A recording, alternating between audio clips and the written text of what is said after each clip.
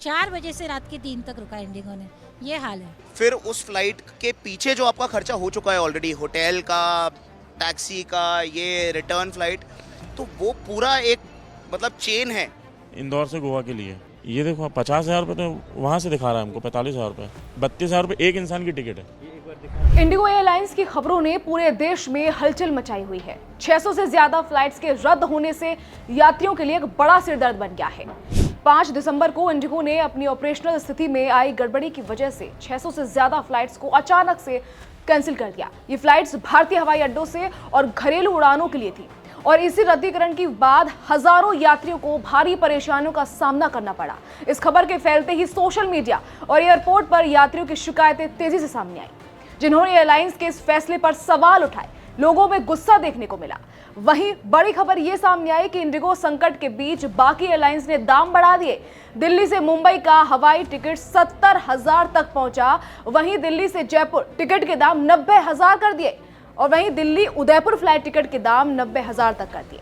वहीं एयरलाइंस की तरफ से कोई आधिकारिक बयान आने से पहले ही यात्रियों ने अपनी नाराजगी जाहिर करना शुरू कर दिया।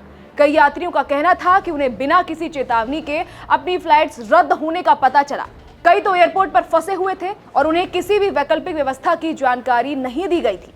तो सवाल उठता है कि आखिर ऐसा हुआ क्या कि भारत की सबसे बड़ी प्राइवेट एयरलाइंस इंडिगो को अपनी फ्लाइट्स अचानक से कैंसिल करनी पड़ी। इंडिगो ने इसे एक ऑपरेशनल क्राइसिस बताया है।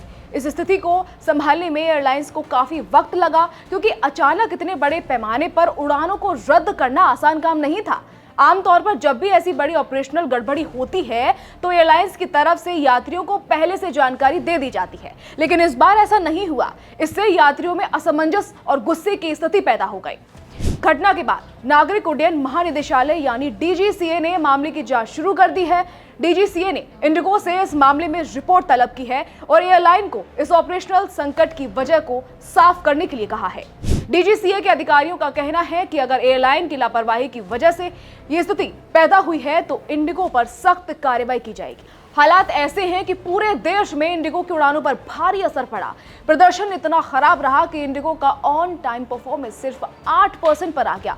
यानी रोजाना जिन 2200 उड़ानों के वक्त पर उड़ान भरने का दावा किया जाता है, उनमें से सिर्फ 176 ही समय पर उड़ सकी। बाकी 2000 से ज्यादा उड़ानें देरी, कैंसिल या किसी न किसी तरह से प्रभावित रही। दरअसल इस मामले ने सरकार और विमानन सुरक्षा एजेंसियों को भी चिंता में डाल दिया है, क्योंकि जब इतनी बड़ी संख्या में फ्लाइट्स कैंसिल होती है तो ये सिर्फ यात्रियों के लिए परेशानी का कारण नहीं बनता, बल्कि ये देश के विमानन क्षेत्र की छवि को भी नुकसान पहुंचा सकता है। लेकिन सवाल सिर्फ एयरलाइंस के संकट का नहीं है, सवाल ये भी है कि आखिर यात्रियों के लिए क्या उपाय किए गए। तो बता दें, इंडिगो ने कुछ फ्लाइट्स को रीरूट किया है और कुछ यात्रियों को दूसरी उड़ानों के लिए शिफ्ट किया है, लेकिन फिर भी कई यात्री एयरपोर्ट पर ही घंटों फंसे हुए हैं। कई यात्रियों ने तो अपनी यात्रा के लिए होटल और टैक्सी की बुकिंग की थी, जो अब उन्हें कैंसिल करनी पड़ी।